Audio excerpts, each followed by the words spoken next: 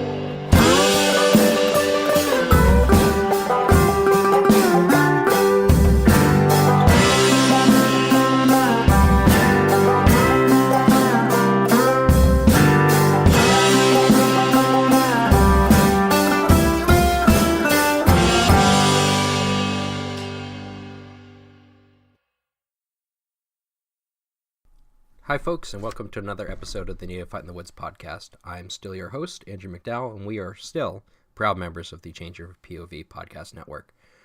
We're going to do one more introductory to USPSA podcast this week, just me talking to you guys. The topic here is going to be preparing for and shooting your first USPSA match.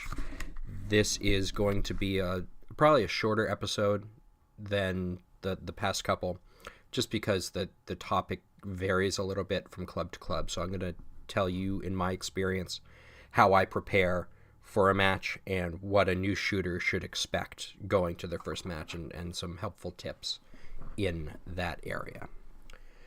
We just had at my club this past weekend a really great introductory USPSA class. We had about 25 shooters take a 2-day class that taught a lot of the same topics that we've covered in this podcast, but also included a practice match with 3 stages: a speed shoot, a field stage, and a shorter field stage.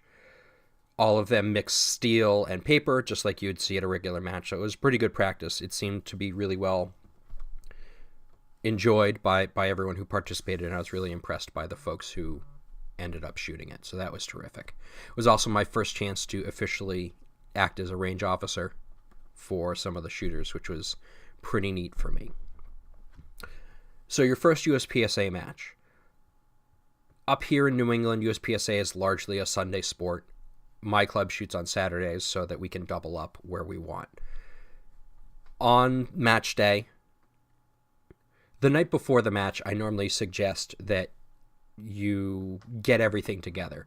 So figure out what the round count is. Most local matches are going to be somewhere in the 150 to 200 round matches. Make sure that all of your equipment is lined up. So I set up my belt, preload magazines that I know I'm going to use the next day.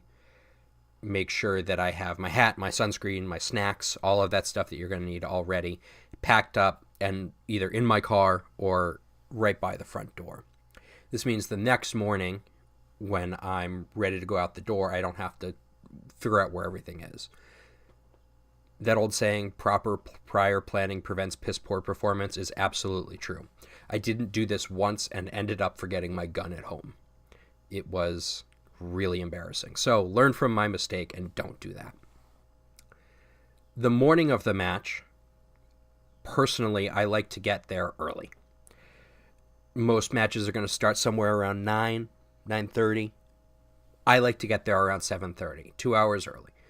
Couple of reasons for this. One, it gives me lots of time if I do forget something to go realize I forgot whatever I needed to bring and go back and get it and then come back. My club is only 15 minutes from my house, but if it was farther away or I was shooting in another state in New England, you can get to states within an hour. Gives you plenty of time to realize your mistake and double back. The other reason, and this is something I recommend to new shooters wherever possible, is it lets me get there and help out.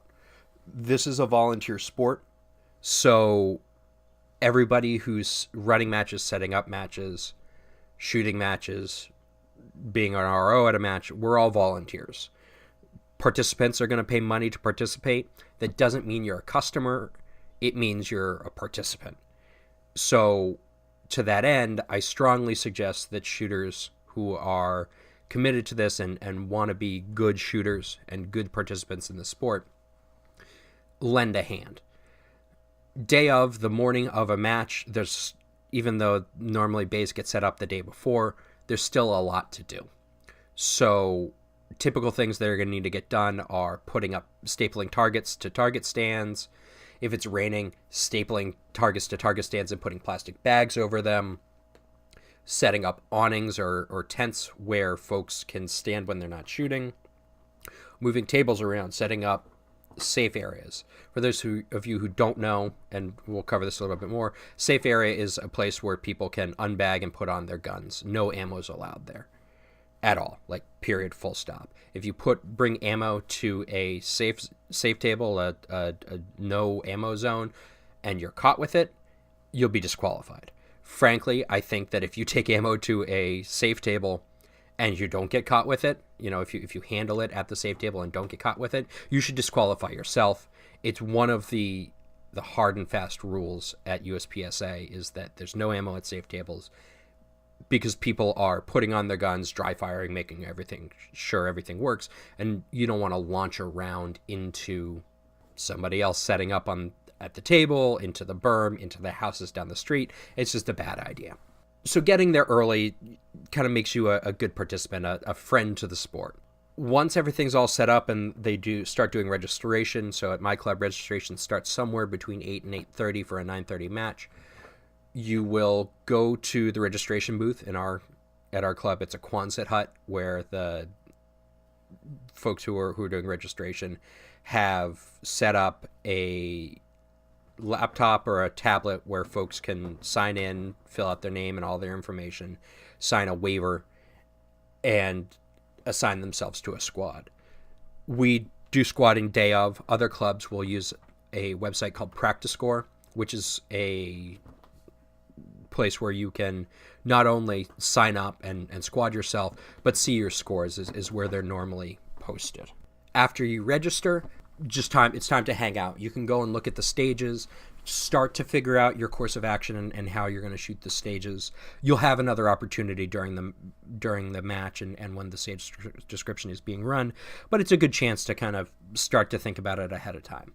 Shortly before first shot, so at our club around 9:15, we'll have a shooters meeting where everybody comes. We discuss the rules of the club, remind everybody that the ranges are cold unless you're shooting. So at USPSA matches, a cold range means nobody has a loaded gun unless they're being run by a range officer. Frankly, unless they're at a safe table, nobody touches their gun unless they're being run on the stage by the range officer. Some clubs run warm, some clubs have hot ranges. It's going to vary. It's one of those things that you need to find out when you participate. This is an added point of difficulty for those of us who conceal carry on the way to and from matches. For a while, when I was shooting my full-size MMP, I would just carry it in my competition gear. I use a carry-style holster that keeps my gun close into my body, so I would just show up with my loaded pistol. I would then have to go find a range officer, have them take me into a bay, have me unload the gun, prove that it was clear and safe, reholster it, take my ammo, bag it up, put it in my bag, and then I could go through the rest of the process.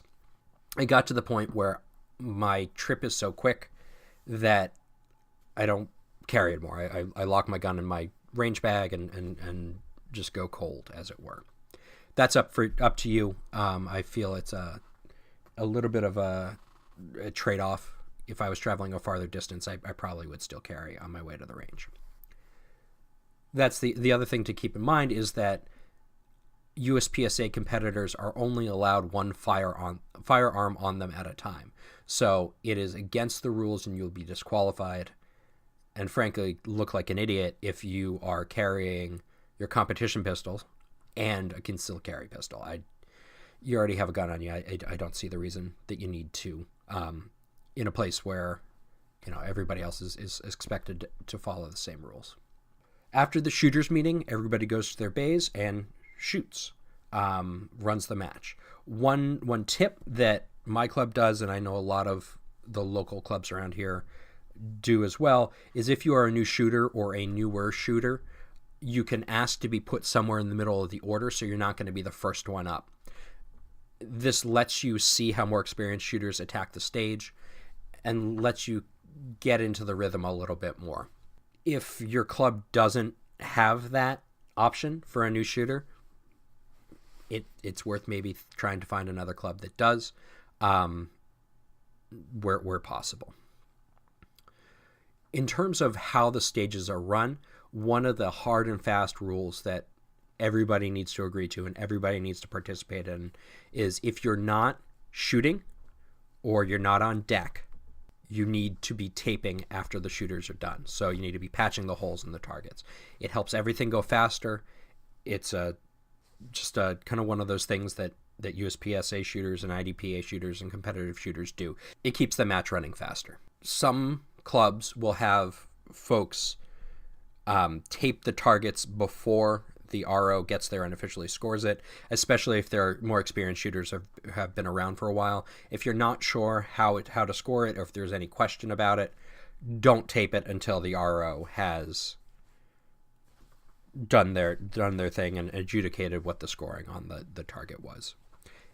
Because if you tape a target before the RO sees it, technically they can require a reshoot of the stage. That can really piss people off if they burnt the stage and did a great job and now they have to reshoot it. It's just not a good look for you, especially if you're a new shooter, to be causing that type of trouble. After the match is complete, the expectation at my club at least is that everybody helps break down the stage. So everybody's shot, everybody's scored. Folks can go and put their guns away when they're done. After that, go back to the bay that you finished on and help break everything down, put everything away, and follow directions. It's important, especially if you want to shoot at the club a lot, to obviously be a good member and a good guest to have at the competition so that, frankly, people like you. You don't want an RO pissed at you because it can make your life difficult, even though it's technically against the rules. So that's something of an overview of how the overall day works. I want to go through now, kind of going back in time to the actual shooting of a stage, how it works. So we've covered how scoring happens in previous episodes. We've covered penalties and we've covered gear.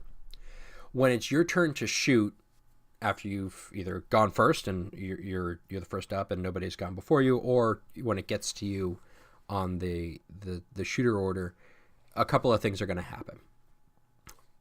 Most times there's either going to be a box or a starting position, and the stage briefing is going to tell you, the stage briefing is the written description of the stage. Stage briefing is going to tell you a start position.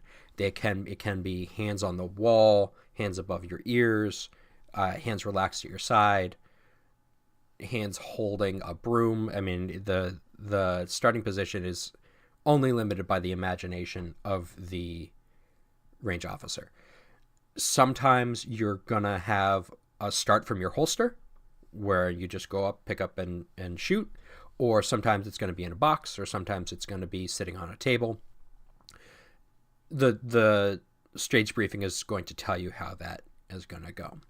Once you've stepped into the box and you've made yourself mentally ready, there's a series of stage commands, range commands that you're going to follow and you're going to hear every single time. They're supposed to be the same regardless of where you go. Some folks get a little extemporaneous with it and don't exactly follow. But the official range commands are make ready. So this is, you step into the box, the RO tells you to make ready. This is when you can load your gun, get it ready to fire. So For me, shooting production or shooting single stack, it's going to mean for production, a 10-round magazine plus one in the chamber. For production, it's going to mean, for single stack, it's going to mean a loaded 8-round magazine and one in the chamber. Folks carry what they call Barney magazines. Barney from the Andy Griffith Show only carried one bullet. So a Barney magazine is a magazine that you've designated to just hold one bullet so that you can then put it into the magazine, charge it, and then load as normal so you don't have to top up a mag. So after you've made ready, the range officer is going to ask you, are you ready? This is a preparation command for the next ones. You don't have to respond to this, are you ready command, but you can. I normally nod or say yep, and then things proceed as normal. If you say no, the range officer will either stop and make sure you're all set, or if you just need a second, he'll give you another couple of seconds to mentally prepare. After the "Are you ready" command, the range officer is going to say stand by. This is him alerting you that time is about to start. After 1 to sometimes 3 or 4 seconds, you'll hear a beep of the timing device. It literally just sounds like an audible beep. After that beep, you can draw your gun and engage the targets throughout the stage. Once you're done shooting and the RO thinks you're done shooting, the RO is going to say, if finished, unload and show clear. So at this point, assuming you're not already at slide lock, you'll drop your magazine, pull the slide back, let the RO look into the chamber. Then, assuming it's all clear and there's no round in the chamber, the RO is going to say, if clear, hammer down and holster. At this point, you should point the gun at the berm, pull the trigger to demonstrate that it's an empty magazine and the hammer or firing pin is forward, and then you can holster. If something goes wrong and you launch around into the back of the berm at this point, you're disqualified. So make sure that when you unload and show clear, that your gun is actually clear. If you're having problems with your gun extracting bullets after they're being fired, or traditionally you have trouble extracting that round from the chamber, A, maybe you want to get your gun looked at, but B, be extra aware of that. It's important to note that even though a lot of modern striker-fired pistols don't have hammers per se, you still need to be able to drop it. So if you're shooting a gun with a magazine disconnect, like some M&P pistols, some Ruger pistols, specifically the SR9s, and you can't drop the striker without a magazine in the chamber, either tell the RO that you're going to use your Barney mag to drop the hammer to demonstrate it, or you can, in a lot of cases, actually disable that magazine disconnect. I've done that with my M&P because I used it to shoot a lot last year. It's easy to do. It's easy to undo if you decide you want to do it. At this point, the RO is going to announce range is clear. So at that point, he's going to take you forward. He or she is going to take you forward and score all the targets.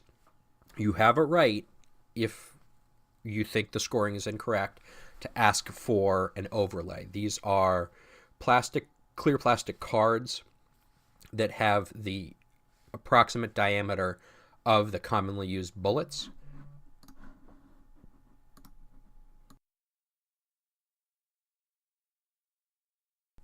So what the overlay is intended to do is, if you think that you're touching one of the perforations on the target and thus would be entitled to a higher score, the overlay can be put against the target and basically adjudicate whether or not you're touching or over or out of a target. This is also useful if you graze a no-shoot target to see if you actually hit the no-shoot or if it just hit outside the perforation.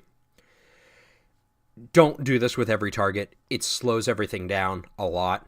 But it is your right as a competitor to be scored correctly. So when in doubt, you can ask for the overlay. All ROs should have them or should have access to them. A lot of the more experienced shooters have them on lanyards around their neck, especially if they've been through the RO course or have been to a higher end match, a 2 or a 3. After everything is scored, the RO should tell you what your total time was. They'll actually announce that as soon as you're done shooting, but also also tell you your hit factor so you can have some idea of how you did.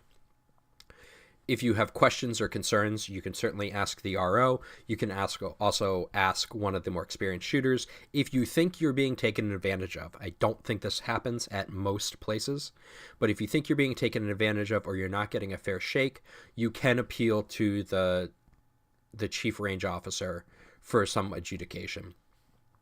But this has got to be like some serious bullshit going on.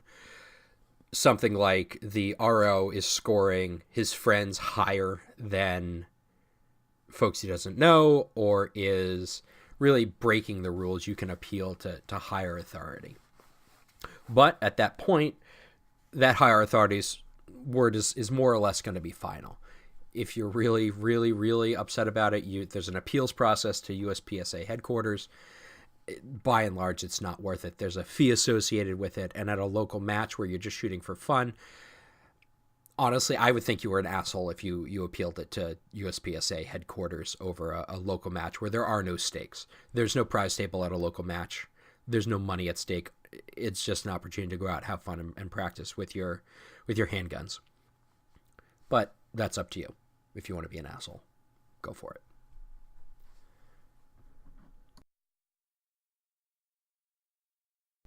But in short, that's the basics of how a USPSA match works. I hope you found this series helpful, or at least piqued your interest in USPSA.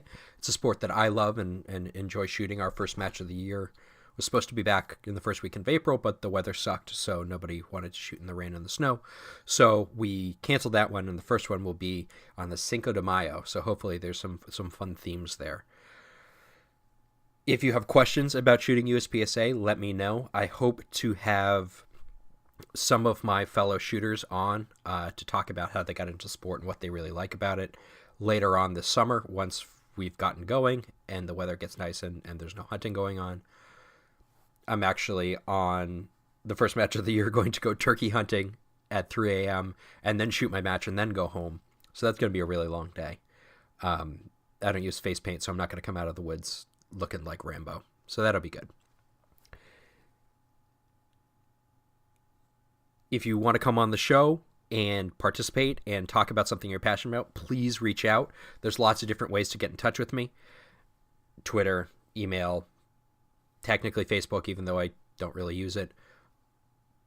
You can send me a smoke signal or a carrier pigeon, whatever you want to do. Just please reach out. We love to have people of passion on and talk about things that they're passionate about. We do still have our Patreon page up. If you want to help support us make these podcasts or do other cool new things, even $1 is a big help in defraying our hosting costs, or it is a step towards buying a new microphone or taking a trip and reporting on it or talking about it. Thank you very much for tuning in. I really do appreciate everybody who downloads and listens. If you're going out for turkey season, I know I've said it the past couple of weeks, but have fun, be safe, and we'll talk to you soon.